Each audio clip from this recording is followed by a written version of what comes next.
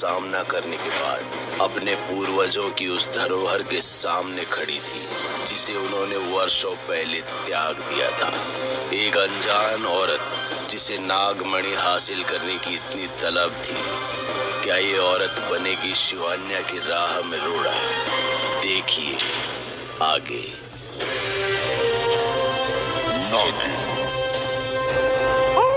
कहते हैं कोई भी बच्चा अपनी माँ की कोख से शैतान या दानव पैदा नहीं होता, पर अगर बच्चा कोख से ना निकलकर एक ऐसे भयानक और खूंखार तरीके से जन्म ले जिसकी कल्पना मानव संसार में किसी ने आज तक ना की हो, तो फिर दक्षा, जिसे गर्भवती हुए अभी ठीक से 6 महीने भी नहीं हुए थे, दर्द में तड़प रही थी और बहुत जल्द एक नवजात को जन्म देने वाली थी। दक्षा अपनी देह का पूरा जोर लगा चुकी थी, पर उसका बच्चा गर्भ में पूरी तरह अटक चुका था। दक्षा के कई प्रयासों के बाद भी जब बच्चा बाहर नहीं आया तो अपनी चल रही सांसों को आखिरी समझ उसने अपनी आंखें बंद कर ली और हाथ जोड़ परमात्मा से अपने किए हुए पापों की माफी मांगने लगी। इससे पहले कि दक्षा मौत की गोद में हमेशा हमेशा के लिए सोती, उस कमरे का दरवाजा धम्म से खुला और प्रवेश हुआ तांत्रिक खुर्रम का, जिसका बच्चा दक्षा की कोख में था। तांत्रिक ने अपनी कमर से खंजर निकाला और दक्षा के पेट को चीरते हुए अपनी बच्ची को उसकी कोख से निकाल लिया। दक्षा के खून से कमरे की जमीन स्याह लाल हो चुकी थी। एक जिंदगी सांसें त्याग दूसरी जिंदगी को सांसें दे चुकी थी। तांत्रिक की काली माया हर संभव कार्य कर सकती है, मगर एक बच्ची को पालना और उसे माँ बाप का प्यार देना शायद असंभव था। और इत्तेफाक भी देखिए, तांत्रिक ने इस बच्ची का नाम भी माया ही रखा। जब माया की उम्र की बच्चियां गुड्डे गुड्डियों से खेल रही होती थी, तब माया कंकालों को हाथ में ले शैतानी क्रियाओं में भाग ले रही होती थी। माया का बचपन उससे इस कदर छिन गया था कि दूसरे बच्चों को देख उसे घिन आती थी और उसके रहन सहन और वेशभूषा का ढंग किसी 20-25 साल की स्त्री जैसा हो चुका था। बहरहाल समय गुजरता गया और माया की शक्तियां बढ़ती चली गईं। माया अपनी काली जादू की शक्तियों के साथ ऐसी तामसिक शक्तियों की मालकिन भी बन चुकी थी जिससे वो 4 नेत्रों से देख पाती थी और उसकी पीठ से निकलने वाले 4 पैर उसे किसी इंसानी मकड़ी जैसा आकार दे देते थे। इसी माया के रूप ने कानपुर शहर में धन दौलत से लैस कई उद्योगपतियों के चेहरे नोच और गले को रेत कर उन्हें लूटा और मुंह नोचवा के नाम से मशहूर हो गई, जिसके डर से रात को पूरा कानपुर शहर बाहर निकलने से भी डरता था। देख रही है माया बिटिया, नवाब साहब की पुश्तैनी हवेली है। जरा सोच, तूने अगर इस हवेली के मालिक को जान से मार दिया तो ये हवेली और इसमें रखी सारी धरोहर हमारी। बाबा, आज हम नहीं कर पाएंगे। पेट में मरोड़े पड़ रहे और सर दर्द से फटा जा रहा है। देख लड़की, माथा मट्ठन का, पिछले 2 महीने से देख रहा हूँ, काम में मन नहीं लगता तेरा। बोल मत, तू मेरी वजह से जिंदा है। माया अपनी उम्र की लड़कियों से बिल्कुल अलग थी, मगर ये सच भी था कि उसके शरीर में हर वो बदलाव आ रहा था जो एक बढ़ती उम्र की लड़की में आता है। माहवारी, जिसे अंग्रेजी में पीरियड्स भी कहते हैं, उसके बारे में माया को जानकारी नहीं थी और तांत्रिक, उसके लिए तो माया एक खिलौना भर थी। जब जब माया तांत्रिक के दिए काम को इनकार कर देती, तांत्रिक अपनी छड़ी से उसके तलवे और पीठ पर इतनी जोरों से मारता कि अक्सर लाल निशान कई दिनों तक रहते। कमजोर, तुझसे तो आने के बाद निपटेंगे हम। पहले इस नवाब के भतीजे को मौत के हवाले करेंगे। तांत्रिक माया के पेट पर लात मार हवेली के अंदर चला गया। माया अपने पेट को पकड़े काफी देर तक वहीं लेटी रही। अचानक गोली चलने की आवाज से वो चौकन्ना हुई और अपना पेट pकड़कर हवेली के अंदर जाने लगी।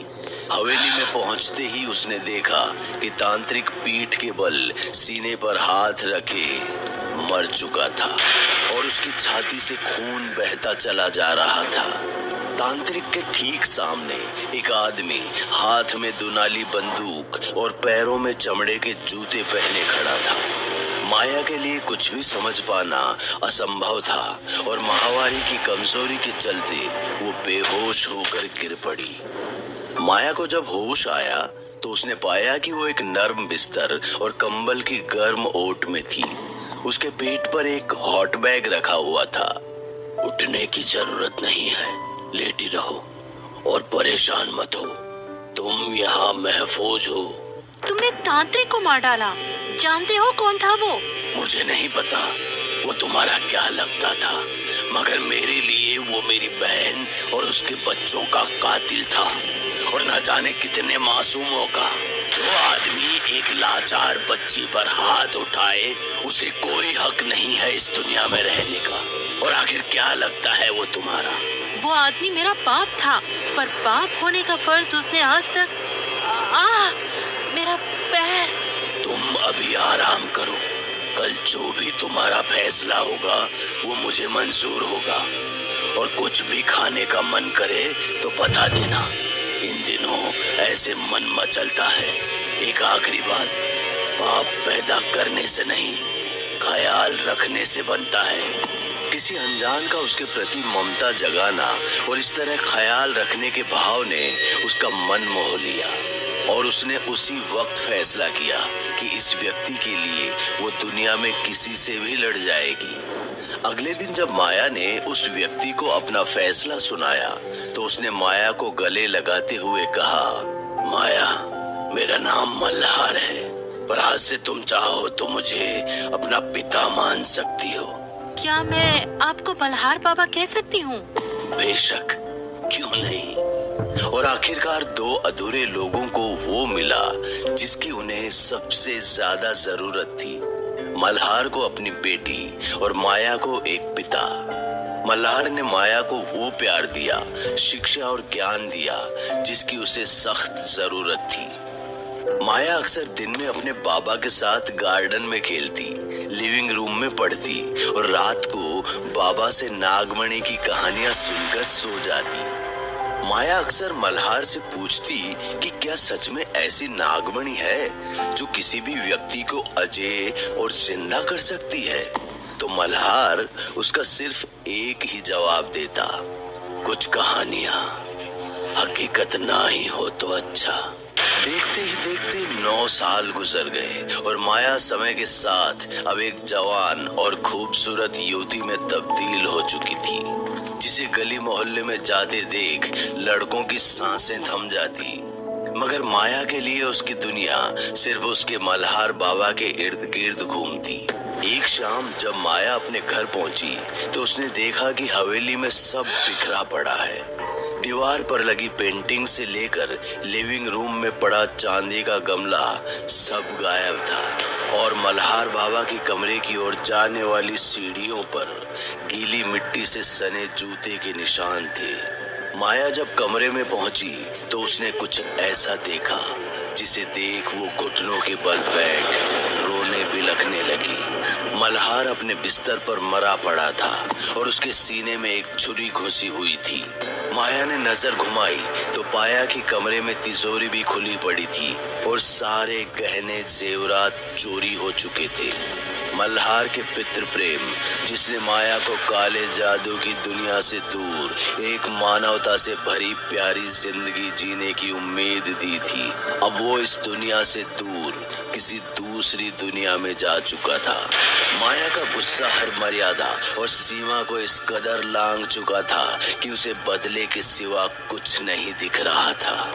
जिसके चलते उसने एक मंत्र बुदबुदाया और पहले की तरह उसकी पीठ से मकड़ी के 4 पैर निकले और आंखें 2 से बढ़कर 4 हो चुकी थी। और उसके बाद जो हुआ उसकी उम्मीद चोरों ने शायद अपने सपने में भी नहीं लगाई होगी। रात के अंधेरे में शहर के चौक पर मुंह नौचवाने 2 लोगों को इस कदर मारा कि शायद देखने वालों की रूह तक कांप जाती। माया ने अपने मकड़ी के पैर दोनों के सीने में ऐसे धंसा दिए और अपनी आंखों से निकलती आग से दोनों के चेहरे ऐसे झुलसाए कि उनके अपने भी उन्हें ना पहचान पाए। एक वो दिन था और एक आज, जब से माया इस मणि की तलाश में ना जाने कितनों को मौत के घाट उतार चुकी थी और आखिरकार अपने मल्हार बाबा को वो दोबारा जीवित देख पाएगी। कौन हो तुम और क्या चाहिए तुम्हें? वो मणि, अनोखी मेरी काया और नाम है मेरा माया। ऐसे ही कुछ इंट्रो की एक्सपेक्ट कर रही थी ना तुम? जमाना बदल गया है, लेकिन तुम नागिन लोगों का फैशन अभी तक वही। मैं शेषनाग कुल की। हाँ, पता है तुम शिवन्या हो। तुम नाग बड़ी हासिल करने आई हो ना?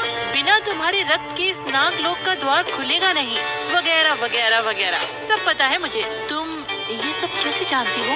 मुंह खोलना है तो कुछ ओरिजिनल नया पूछो। क्या वही घिसे पिटे सवाल? बहन मेरी मान तो नाग बड़ी लेने से पहले कुछ अच्छे कपड़े ले ले, थोड़ा फैशन सेंस सुधर जाएगा। बस कर अपने उपहास नादान लड़की, मैं आखिरी मौका दे रही हूँ, चली जा वरना जान से मारी जाएगी। तेरे जैसी नागिन को तो पकाकर नाश्ते में खाती हूँ मैं। माया के इतना कहते ही शिवान्या के सब्र का बांध टूट पड़ा और उसने अपने नागिन के रूप में आ माया को अपनी पूंछ में लपेट लिया। परंतु वो इससे पहले उसे डाकुओं की भांति मसलती माया का पूरा शरीर एक क्षण में हजारों मकड़ियों के एक समूह में तब्दील हो गया, जो उसकी गिरफ्त से छूटते ही इधर उधर भाग निकला। शिवान्या इससे पहले परिस्थितियों को समझती अचानक सारी मशालें जो नागलोक के द्वार के पास पड़ी थी जलकर अचानक से बुझ गई और चांद भी बादलों में छुप गया। इस गहरे सन्नाटे में कुछ सुनाई दे रहा था तो वो थी शिवान्या की तेज चलती सांसें। शिवान्या को महसूस हुआ जैसे कोई उसकी पूंछ को मसल रहा है, जिसके जवाब में उसने नागास्त्र का स्मरण किया और अंदाजे से निशाना साधा जो सीधा माया की कमर में जा लगा। नागास्त्र माया की कमर में लगते ही नागलोक के द्वार की मशालें अपने आप जल पड़ी और माया, जिसकी 4 आंखें थी, अब अपने रूप में आ जमीन पर गिर अपनी आखिरी सांसें गिन रही थी। माया को मरता देख जैसे ही शिवान्या द्वार के करीब पहुंची तो माया ने उसके सामने प्रकट हो उसे चौंका दिया। शिवान्या ने पीछे मुड़कर देखा तो पाया कि जो मरा था वो माया नहीं बल्कि एक छलावा था और असली माया उसके सामने खड़ी थी।